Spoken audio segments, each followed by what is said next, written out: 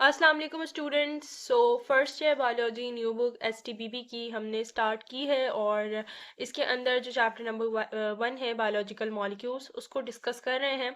और chapter number 1 पे काफ़ी वीडियोस हो चुकी हैं, बट रिसेंटली हम जो टॉपिक पढ़ रहे हैं दैट इज़ ऑन कार्बोहाइड्रेट्स। तो कार्बोहाइड्रेट्स का ये फर्स्ट लेक्चर नहीं है, इससे पहले भी 2 से 3 वीडियोस आई गेस हो चुकी हैं। कार्बोहाइड्रेट की एक तो बेसिक्स के ऊपर है, दूसरा जो है वो मोनोसेक्राइड जो क्लासिफिकेशन है उसमें जो सबसे पहली आपके पास ग्रुप है मोनोसेक्राइड्स उसको हमने डील किया है। तो इस वीडियो को देखने से पहले अगर आप कोई भी कंफ्यूजन हो, कोई भी आपकी बेसिक्स नहीं बनी हुई कार्बोहाइड्रेट्स की, तो वो वीडियो लाजमी देख लीजिएगा। फिर उसके बाद इस वीडियो को कंटिन्यू कीजिएगा। तो उन दोनों वीडियोस का लिंक मैं डिस्क्रिप्शन में ऐड कर दूंगी, आप वहां से जाके देख सकते हैं। तो कार्बोहाइड्रेट्स को हम डिस्कस कर रहे थे। कार्बोहाइड्रेट्स में हम मोनोसेक्राइड्स पढ़ चुके हैं। तो आज का जो टॉपिक है वो सब टॉपिक है बेसिकली, यानी कार्बोहाइड्रेट्स की बात हो रही है, लेकिन जो कार्बोहाइड्रेट्स के ग्रुप हैं, 3 मेजर जो उसकी क्लासिफिकेशन है, मोनोसेक्राइड्स, ठीक है, ऑलिगोसेक्राइड्स एंड पॉलीसेक्राइड्स। तो उसमें से आज हम ऑलिगोसेक्राइड्स को डिस्कस करने लगे हैं। तो स्टार्ट करते हैं, ठीक है। ये रहा ऑलिगोसेक्राइड्स। तो ये जो है वो बेसिकली एक और क्लासिफिकेशन की, जो आपके पास क्लासिफाई जो किया गया था कार्बोहाइड्रेट का, उसकी सेकंड ग्रुप है, सेकंड मेजर ग्रुप है। तो इसको आज हम पढ़ने लगे हैं। अच्छा, इससे पहले थोड़ा सा ओवरव्यू दे दूं बस मैं, ताकि आपको एक आइडिया हो जाए, ठीक है, एक ओवरव्यू, एक रिव्यू हो जाए आपका थोड़ा सा, कि कार्बोहाइड्रेट जो है वो हमने पढ़े थे। कार्बोहाइड्रेट्स क्या होते हैं? ये हाइड्रेटेड कार्बन्स होते हैं, या इसको हम पॉलीहाइड्रो ऑक्सी भी कहते हैं, ठीक है। पॉलीहाइड्रोक्सी कार्बोनिल कंपाउंड्स, इनको इसकी ये भी डेफिनेशन होती है, ठीक है। अगर आपको कॉम्प्लेक्स लगे तो इसको सिंपल हाइड्रेटेड कार्बन्स भी कहते हैं। कार्बोहाइड्रेट जो है वो 2 वर्ड से मिलकर बना है, कार्बो से जो कि कार्बन से निकला है, और हाइड्रेट से, हाइड्रेट का वर्ड बेसिकली वाटर के नहीं होता है। तो ये हमने कुछ सोर्सेज वगैरह कार्बोहाइड्रेट के ऊपर कंप्लीट की थी। उसके बाद हमने फिर क्लासिफिकेशन की थी कि जो है वो कार्बोहाइड्रेट को क्लासिफाई किया गया है 3 मेजर कैटेगरीज में, 3 मेजर ग्रुप्स में। उनमें से सबसे पहला था मोनोसेक्राइड्स, जो हम कंप्लीट कर चुके हैं। उसके बाद ये है हमारा आज का जो टॉपिक ऑलिगोसेक्राइड्स, ये दूसरी मेजर कैटेगरी है। And the third is polysaccharides, जिसको हम आगे पढ़ेंगे। तो ऑलिगोसेक्राइड्स को स्टार्ट करते हैं। ये जो है वो बेसिकली एक और टाइप है, एक और ग्रुप है कार्बोहाइड्रेट का, ठीक है। और इसमें ये जो है बने किससे होते हैं? ये 2 to 10 मोनोसेक्राइड से बने होते हैं। लास्ट वीडियो के अंदर मैंने आपको बताया था, मेंशन किया था कि भाई जो मोनोसेक्राइड्स हैं, इन्हीं से मिलकर ऑलिगोसेक्राइड्स बनते हैं, और इन्हीं से मिलकर पॉलीसेक्राइड्स बनते हैं। यानी ये छोटे छोटे कंपाउंड्स हैं, ये छोटे छोटे से जो है वो मॉलिक्यूल्स हैं, जो एक बड़ा मॉलिक्यूल बनाते हैं। और उसी के अंदर मैंने आपको एक एग्जांपल बताई थी, जिस तरह रोज होता है। जब आप रोज को देखते हैं, तो जब आप रोज को देखेंगे ना, अच्छे तरीके से उसे एलेबरेट करेंगे, उसे देखेंगे, ठीक है, उसे सिंप्लीफाई करेंगे, तो आप देखेंगे कि रोज पूरा है किस वजह से? ये पेटल्स की वजह से, कि पेटल्स बहुत सारे, जब पेटल्स आपस में मिले हैं तो उसने एक रोज बनाया है, ठीक है, एक फ्लावर बनाया है।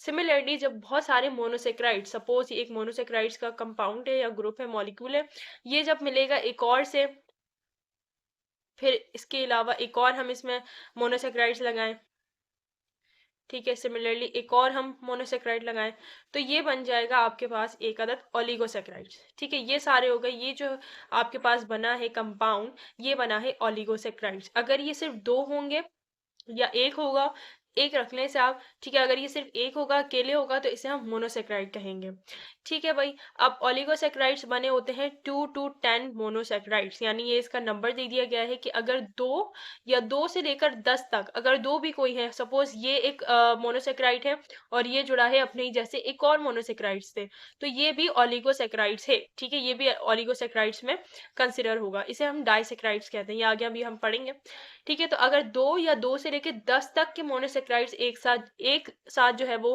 कंबाइन होंगे, मिले हुए होंगे, तो ये बनाते हैं ऑलिगोसेक्राइड। उसके अलावा जब हमने मोनोसेक्राइड पढ़ा था, तो हमने पढ़ा था कि भाई ये स्वीट होते हैं, यानी टेस्ट में ये मीठे होते हैं। लेकिन अगर हम ऑलिगोसेक्राइड्स की बात करें तो ये लेस स्वीट होते हैं। जैसे जैसे कार्बोहाइड्रेट्स में मॉलिक्यूल ज़्यादा बनते रहेंगे, मोनोसेक्राइड ज़्यादा आते रहेंगे, उनका जो टेस्ट है वो थोड़ा सा लेस हो जाएगा, ठीक है। जब आप पॉलीसेक्राइड्स पढ़ेंगे तो वो स्वीट नहीं होते हैं, ठीक है, वो बिल्कुल भी मीठे नहीं होते हैं, उनका टेस्ट स्वीट नहीं होता है। क्यों? क्योंकि उसमें बहुत सारे मोनोसेक्राइड्स आ गए हैं।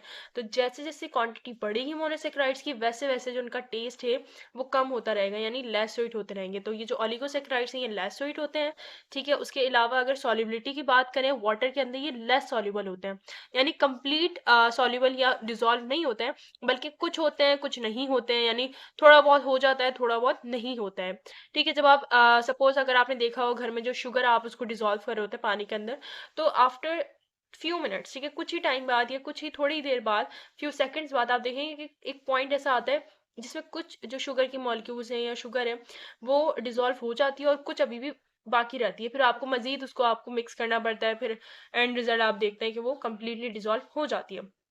इसी तरीके से जो मिड वाला स्टेट होता है जहाँ पे कुछ शुगर होती है कुछ शुगर डिजोल्व नहीं होती है, ये जो आपकी कंडीशन है ये इसी चीज़ को डिफाइन करेगी कि लेस सॉल्युबल इस तरह के होंगे, कुछ डिजोल्व हो जाएंगे कुछ डिजोल्व नहीं होंगे वाटर के अंदर, ठीक है। इसके अलावा इस ओलिगोसैकेराइड्स में भी जो है वो और भी टाइप्स होती हैं, ठीक है। ओलिगोसैकेराइड्स में डाइसैकेराइड्स होते हैं, ट्राइसैकेराइड्स होते हैं, और मजीद जो है वो और इस तरह से क्लासिफिकेशन है ओलिगोसैकेराइड्स की भी, बट उसको हम ज़्यादा यहाँ पे डिटेल में नहीं पढ़ेंगे क्योंकि आपके कॉन्टेक्स्ट के अंदर टेक्स्ट के अंदर इतना नहीं है, ठीक है। तो जो मोस्ट कॉमन टाइप है दैट इज डाइसैकेराइड, यानी ओलिगोसैकेराइड्स की बहुत सारी टाइप होती हैं, ये आपको समझ आ गया है। तो जिसकी मोस्ट कॉमन टाइप है जिसको हम ज़्यादा देख रहे होते हैं पढ़ रहे होते हैं दैट इज डाइसैकेराइड। और डाइसैकेराइड है नाम से ही समझ आ रहा है, नेम आपको सजेस्ट कर रहा है, क्योंकि डाई का मतलब होता है टू, ठीक है। जो डाई है इसका मतलब होता है दो, तो दो यहाँ से दो मॉलिक्यूल्स को रिप्रेजेंट कर रहा है, ठीक है। डाइसैकेराइड्स का मतलब, डाई का मतलब होता है टू, और सैकेराइड्स का तो मैं पहले ही बता चुकी थी कि सैकेराइड जो है वो बेसिकली सैक्रम से निकला है, या सैकेराइड जो है उसके मीनिंग क्या होते हैं, शुगर के होते हैं, शुगर से निकला है सैकेराइड्स। तो डाइसैकेराइड्स यानी दो इसके अंदर शुगर के मॉलिक्यूल होंगे, जब आप इसे हाइड्रोलाइज करेंगे, जब आप इसे तोड़ेंगे तो इसके अंदर से दो ही मोनोसैकेराइड्स आपको नजर आ रहे होंगे, दो ही मोनोसैकेराइड्स आपको मिलेंगे। अच्छा, जिस तरह यहाँ पे मैंने एक कंपाउंड बना के आपको आपको शो किया था कि भाई एक मोनोसेक्राइड दूसरे मोनोसेक्राइड से मिला, फिर तीसरे से मिला, फिर चौथे से मिला, and so on and so fourth, यानी जितना आगे आप बढ़ते रहेंगे उतने ज्यादा मोनोसेक्राइड जो है वो आते रहेंगे आपको नजर। तो ये जो यहाँ पे आपको नजर आ रहा है, यहाँ देख लेते हैं, इस वाली आप फिगर में देख लें, पूरा मोनोसेक्राइड ही बना हुआ है, सॉरी पूरा डाइसेक्राइड बना हुआ है। तो यहाँ आपने देखा कि एक मोनोसेक्राइड है, यहाँ आपने देखा दो मोनोसेक्राइड है, तो अब ऐसे तो ये हो नहीं सकते ना, ये कंबाइन होंगे किसी चीज से, मतलब ऐसे सिंपली आप इसे नहीं कह सकते, ये तो इंडिविजुअल मोनोसेक्राइड्स हो जाएंगे। तो जब ये दो आपस में मिलेंगे तो इनके बनने में यानी ये मिलने में एक बॉन्ड क्रिएट होता है, ठीक है। जब ये मिलेंगे तो एक बॉन्ड बनता है, एक बॉन्ड की फॉर्मेशन होती है, और वो जो बॉन्ड होता है दो मोनोसेक्राइड्स के दरमियान में जो बॉन्ड होता है उसे हम कहते हैं ग्लाइकोसाइडिक बॉन्ड, ठीक है, या लिंकेज भी कह सकते हैं आप। ग्लाइकोसाइडिक बॉन्ड कह लें, ग्लाइकोसाइडिक लिंकेज कह लें। तो जब भी दो मोनोसेक्राइड्स बनते हैं तो वो आपस में एक बॉन्ड क्रिएट करते हैं जिसके थ्रू वो जुड़ रहे होते हैं, ठीक है। आपने देखा होगा कि जो ट्रेन का जो बॉक्सेस होते हैं, ठीक है, ट्रेन का एक बॉक्स होता है, फिर ट्रेन का दूसरा बॉक्स होता है। अब ऐसा तो नहीं है ना, क्योंकि जाहिर सी बात है पूरी ट्रेन को लेके जाना है, तो वो जो ट्रेन के बॉक्सेस हैं वो आपस में कनेक्ट होते हैं, ठीक है। एक आप कह लें एक नट से कह लें या किसी भी चीज़ से कह लें, एक उनके दरमियान भी एक जो है वो बेसिकली बॉन्ड क्रिएट होता है जिसकी वजह से वो आपस में जुड़ रहे होते हैं, एक साथ लगी होती है ट्रेन के जो बॉक्सेस आपको नजर आ रहे होते हैं। सिमिलरली मोनोसेक्राइड जब आपस में मिलते हैं तो उनके दरमियान भी एक बॉन्ड बनता है, और उस बॉन्ड को एक स्पेशल नाम दिया जाता है इन बायोकेमिस्ट्री, ठीक है, in biological molecules, that is glycosidic bond. तो यहाँ जो आपको ये बॉन्ड नजर आ रहा है, this bond is basically glycosidic bond, या इसे आप ग्लाइकोसाइडिक लिंकेज भी कह सकते हैं। अब ग्लाइकोसाइडिक ना, यानी ये ग्लाइको वर्ड बेसिकली जब भी आप सुनेंगे तो ये कार्बोहाइड्रेट को रिप्रेजेंट करता है, कि कार्बो जहाँ भी ग्लाइको वर्ड आएगा तो इसका मतलब ये कार्बोहाइड्रेट से थोड़ा बहुत लिंक हो रहा है, यानी कार्बोहाइड्रेट की इसमें बात की जा रही है। तो यहाँ पे ग्लाइकोसाइड को आप डिफाइन किया हुआ है कि भाई ये जो आप ग्लाइकोसाइडिक बॉन्ड पढ़ने से ग्लाइकोसाइड का मतलब क्या है। तो glycosidic is simply a ring shaped sugar molecule, यानी जो ग्लाइकोसाइड है, ये ग्लाइकोसाइड है क्या, तो ये एक अदद रिंग शेप शुगर का मॉलिक्यूल है, यानी ऐसा शुगर का मॉलिक्यूल जिसकी जो स्ट्रक्चर है, जो इसकी शेप है वो किस तरह की रिंग की है। अब रिंग से मुराद वो जो कैजुअल वाली जो आप रिंग अपनी फिंगर्स पेंते हैं वो वाली रिंग नहीं। जब आप केमिस्ट्री पढ़ेंगे और यानी केमिस्ट्री, तो उसमें आप ये रिंग स्ट्रक्चर्स ही देखेंगे, और रिंग से मुराद यहाँ ये पेंटागन टाइप की या हेक्सागन टाइप की शेप होती है, ठीक है। ये इस शेप को आप बेसिकली पढ़ते हैं और इसी को हम रिंग कहते हैं। This is basically a ring, ठीक है, शुगर की रिंग है ये, एक शुगर रिंग फॉर्म में यहाँ पे आपको नजर आ रहा है। ये एक ओपन स्ट्रक्चर नहीं है, ठीक है, ये क्लोज स्ट्रक्चर है। ओपन स्ट्रक्चर वही था जो मैंने आपको यहाँ दिखाया था, ये जो आप देख रहे थे मोनोसेक्राइड्स में, this one is open structure, and this one is close structure या रिंग स्ट्रक्चर है। तो ये जो रिंग स्ट्रक्चर है बेसिकली, यहाँ पे रिंग का मतलब होता है कि एक हेक्सागोन या एक पेंटागन बना हुआ होता है, और दैट इज बेसिकली, यानी ring is basically refers to that pentagon या हेक्सागोन, ठीक है। तो ग्लाइकोसाइड क्या है भाई, एक रिंग शेप शुगर का मॉलिक्यूल है जो अटैच होता है दूसरे मॉलिक्यूल के साथ, यानी दूसरे मोनोसेक्राइड के साथ। तो यहाँ आप देख सकते हैं एक ग्लूकोज का मॉलिक्यूल है, ठीक है, एक मॉलिक्यूल है, ये दूसरे मॉलिक्यूल के साथ कंबाइन होगा। जब ये दूसरे मॉलिक्यूल्स के साथ कंबाइन होगा तो ये एक अदद बॉन्ड बना लेगा, and this bond is basically a glycosidic linkage, या आप ग्लाइकोसाइडिक इसे बॉन्ड भी कह सकते हैं। तो ये जो दो आपके पास मोनोमर्स थे या जो दो मोनोसेक्राइड्स थे, ये आपस में मिले हैं, और किसके थ्रू, ग्लाइकोसाइडिक बॉन्ड के थ्रू। तो दैट इज सिंपल, ठीक है, ये बहुत सिंपल सी बात है कि आपने देखा कि एक रिंग स्ट्रक्चर, ठीक है, एक शुगर का मॉलिक्यूल है रिंग शेप का, दूसरा शुगर का मॉलिक्यूल है रिंग शेप का, दोनों आपस में मिले हैं और दोनों ने एक बॉन्ड क्रिएट करा है, and that bond is basically known as glycosidic linkage, और you can say glycosidic bond, ठीक है। अब यहाँ पे बात बताई बताई जा रही है, जैसे मैंने आपको बताया कि भाई हेक्सागोन भी हो सकता है, मैंने आपको बताया पेंटागोन भी हो सकता है। तो 5 मेंबर्ड रिंग, यानी अगर ऐसा रिंग जिसके अंदर 5 कार्बन होंगे तो वो कहलाता है 5 मेंबर्ड रिंग, और जो जिसके अंदर 6 कार्बन होंगे वो कहलाता है 6 मेंबर्ड रिंग। तो जो शुगर का मॉलिक्यूल है, यहाँ भी शुगर का एक मॉलिक्यूल है, यहाँ भी शुगर का एक मॉलिक्यूल है, आपको नजर आ रहा है 2 शुगर के मॉलिक्यूल है। तो यहाँ पे आप देखें 1 2 3 4 5 6, ये 6 कार्बन इसमें ऐड है, 6 कार्बन जो है से ये एक शुगर का मॉलिक्यूल बना हुआ है, यानी ये 6 मेंबर्ड रिंग है, ये 5 मेंबर्ड रिंग नहीं है। जब आप 5 मेंबर्ड रिंग देखेंगे तो वो पेंटोज की शेप में होता है इस तरीके से। जब न्यूक्लिक एसिड आपने पढ़ा हो तो उसके अंदर आप देखते हैं ये थोड़ा सा अजीब सा स्ट्रक्चर बन रहा है, मैं दोबारा बना के दिखाती हूँ, ये देखें इस तरह से होता है, यहाँ पे ऑक्सीजन होता है, ठीक है, और ये इस तरह इसकी 5 साइड्स होती हैं बस। तो ये बेसिकली होता है 5 membered ring, this is the 5 membered ring. अगर आपको कहीं भी इस तरह का स्ट्रक्चर नजर आए तो that is basically a 5 membered ring. But यहाँ पे जो आपको नजर आ रहा है ग्लूकोज का मॉलिक्यूल, ये है 6 मेंबर्ड रिंग। तो बताया ही जा रहा है कि जो ग्लाइकोसाइड है वो एक रिंग शेप शुगर का मॉलिक्यूल है जो अटैच होता है दूसरे मॉलिक्यूल के साथ, और उस इन दोनों के दरमियान जब आपस में मिलते हैं तो एक बॉन्ड बनता है, एक बॉन्ड क्रिएट होता है, and that bond is known as glycosidic bond. उसके अलावा ये भी एक बात एडिशन की जा रही है इसमें कि जो ये रिंग है, जो आप रिंग देख रहे हैं शुगर की रिंग, ये 5 मेंबर्ड भी हो सकती है, यानी 5 कार्बन भी हो सकते हैं, या इसमें 6 कार्बन भी हो सकते हैं, यानी ये 6 मेंबर्ड रिंग भी हो सकती है, ठीक है। जिस तरह यहाँ पे एग्जाम्पल दी हुई है सक्रोज की, सक्रोज जो है वो बेसिकली एक डाइसेक्राइड है, ठीक है, डाइसेक्राइड की एग्जाम्पल में आता है जो कि दो यूनिट से, दो शुगर की यूनिट से बना होता है, और उसमें जो शुगर की यूनिट्स होते हैं दो, वो अलग अलग होते हैं, एक होता है ग्लूकोज, एक होता है फ्रक्टोज, यानी ग्लूकोज और फ्रक्टोज दोनों मिलते हैं तो एक डाइसेक्राइड बनाते हैं, और वो जो डाइसेक्राइड होता है उसे हम सक्रोज बोलते हैं। ये इस तरह बनता है कि भाई ये ग्लूकोज है, ग्लूकोज आपने देखा होगा, एक ग्लूकोज है, और यहाँ पे आप देखेंगे कि एक ग्लूकोज है और साथ में यहाँ पे एक फ्रक्टोज है। तो ग्लूकोज और फ्रक्टोज जब आपस में मिलेंगे तो ये बनाते हैं एक अदद सक्रोज, ठीक है। ये सक्रोज इस तरीके से बनता है, यानी एक ग्लूकोज का मॉलिक्यूल, एक रिंग जो है वो ग्लूकोज की होगी, एक रिंग फ्रक्टोज की होगी, और जब ये दोनों आपस में मिलेंगे तो जिस तरह यहाँ पे माल्टोज बना है इसी तरह इस जगह पे सक्रोज बन रहा होगा, ठीक है भाई। आई होप कि यहाँ तक तो समझ आ गई होगी। अब जो है एडिशन, यहाँ पे जो पैराग्राफ दिया हुआ है इसमें बताया हुआ है रिड्यूसिंग और नॉन रिड्यूसिंग शुगर का। अब यहाँ पे आप पढ़ेंगे कि रिड्यूसिंग शुगर भी होती है और नॉन रिड्यूसिंग शुगर भी होती है, तो क्या क्या होता है इसको हम अभी देखते हैं। कि जो डाइसेक्राइड है, हमने देखा डाइसेक्राइड के बारे में बात की थी भाई, जो डाइसेक्राइड के ऊपर ही बात हो रही है, ओलिगोसेक्राइड्स हम पढ़ रहे थे, उसके अंदर हमने पढ़ा कि मोस्ट कॉमन टाइप जो है वो बेसिकली है डाइसेक्राइड। अब डाइसेक्राइड्स भी दो तरह के हो सकते हैं, रिड्यूसिंग भी हो सकती है और नॉन रिड्यूसिंग भी हो सकती है। इसके मीनिंग क्या है रिड्यूसिंग और नॉन रिड्यूसिंग के, तो इसे हम पढ़ते हैं। तो रिड्यूसिंग शुगर कोई भी ऐसा कार्बोहाइड्रेट होता है जो ऑक्सीडाइज कर सके, ऑक्सीडेशन कर सके एक मॉलिक्यूल की, यानी एक मॉलिक्यूल की ऑक्सीडेशन कर सके और दूसरे मॉलिक्यूल की रिडक्शन कर सके, यानी ये रिड्यूस करे एक सब्सटेंस को। तो रिड्यूसिंग शुगर वो होती है जो एक सब्सटेंस को ऑक्सीडाइज करे और दूसरे सब्सटेंस को रिडक्ट करे, रिड्यूस करवाए, उसको रिडक्शन करवाए, ठीक है। तो इस तरह की जो शुगर होती है उसे हम कहते हैं रिड्यूसिंग शुगर। लेकिन ये हाइड्रोलिसिस यानी जब टूट रही होती है, जब ये काम नहीं करवाती, जब ये एक साथ जुड़ी होती हैं तभी ये ऑक्सीडेशन और तभी ये रिडक्शन करवाती हैं। अगर आपको ऑक्सीडेशन और रिडक्शन नहीं पता तो इसकी थोड़ी सी मैं डेफिनेशंस बता देती हूँ। तो ऑक्सीडेशन और रिडक्शन की बेसिकली तीन जो है वो 3 डेफिनेशंस एटलीस्ट इसकी होती हैं, ठीक है। यहाँ मैं आपको बताती हूँ थोड़ा सा। यहाँ पे एक जगह हम लिखेंगे ऑक्सीडेशन, ठीक है, यहाँ हम लिखेंगे ऑक्सीडेशन, OXI लिख देती हूँ, ठीक है।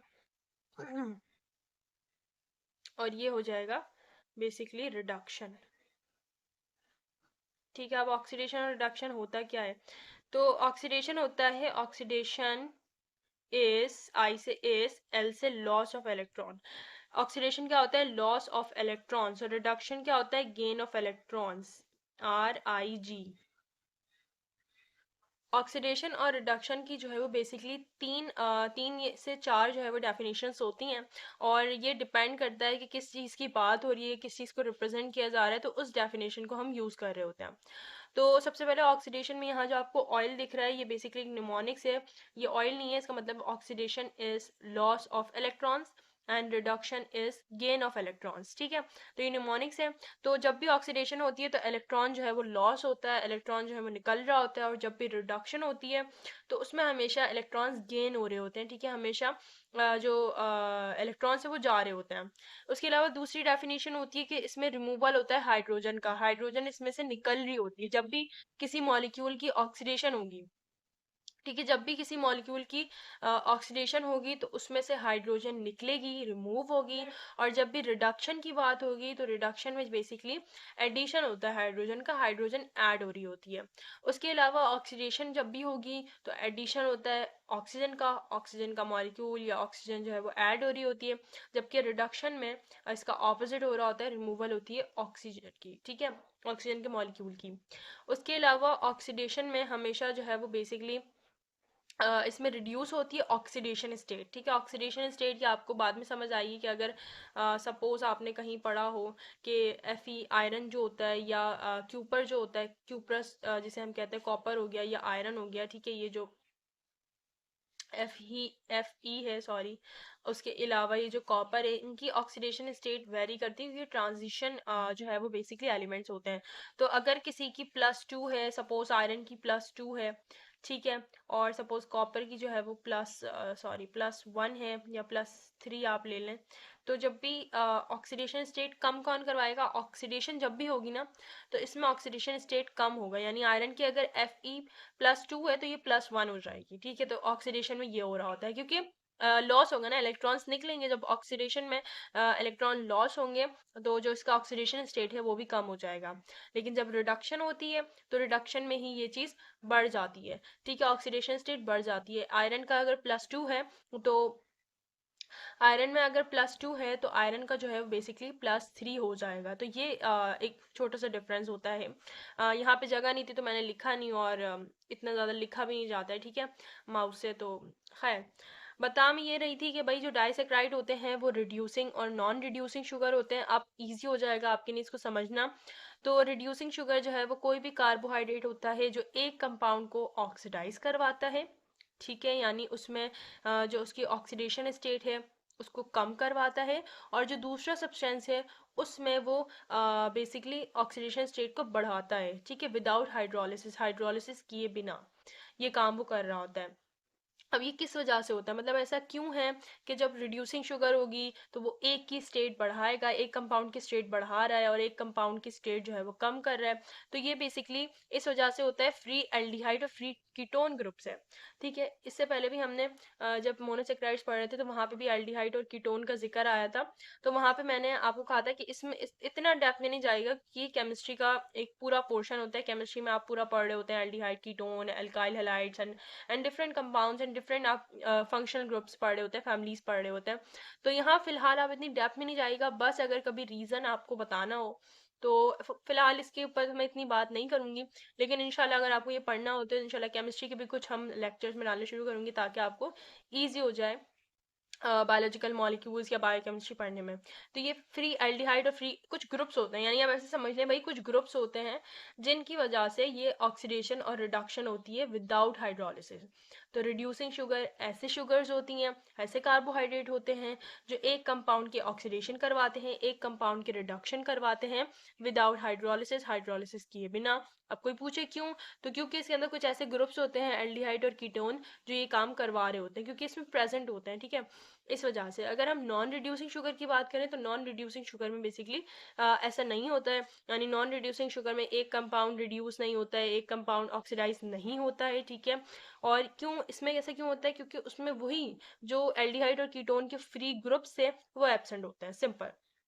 तो बिल्कुल ऑपोजिट है रिड्यूसिंग का नॉन रिड्यूसिंग, क्योंकि इसमें नहीं होते फ्री एल्डिहाइड और फ्री कीटोन ग्रुप, इस वजह से इसमें जो है वो बेसिकली वो नहीं होता है, इसमें ऑक्सीडेशन और रिडक्शन नहीं होता है, जबकि रिड्यूसिंग में होता है, क्योंकि एल्डिहाइड और कीटोन ग्रुप्स प्रेजेंट है, इस वजह से इसमें ऑक्सीडेशन और रिडक्शन हो जाता है। अब इसमें कुछ एग्जाम्पल्स भी दिए हुए हैं, आप देख लीजिएगा कि भाई जो रिड्यूसिंग शुगर है उसमें माल्टोज है, उसके अलावा लैक्टोज है, ठीक है, एंड ब्ला ब्ला ब्ला। उसके अलावा जो नॉन रिड्यूसिंग है उनके अंदर कुछ सक्रोज है या रेफिनोज है या रिफाइनोज है, ये कुछ एग्जाम्पल हैं। तो ये आप देख लीजिएगा, एग्जाम्पल याद कर लीजिएगा अगर आपको करनी हो। अच्छा, अब जितने भी जो लिविंग ऑर्गेनिजम्स होते हैं, स्पेशली प्लांट्स की अगर हम बात करें, क्योंकि प्लांट्स में कार्बोहाइड्रेट ज़्यादा बन रहा होता है, प्लांट प्रोड्यूस करवा रहे होते हैं, ठीक है। तो जितने भी जो लिविंग ऑर्गेनिजम्स हैं, स्पेशली प्लांट्स हैं, ये ट्रांसपोर्ट करवाते हैं शुगर को, यानी कार्बोहाइड्रेट को ये ट्रांसपोर्ट करवाते हैं। इनका काम है एक जगह से दूसरी जगह कार्बोहाइड्रेट को या शुगर को लेके जाना।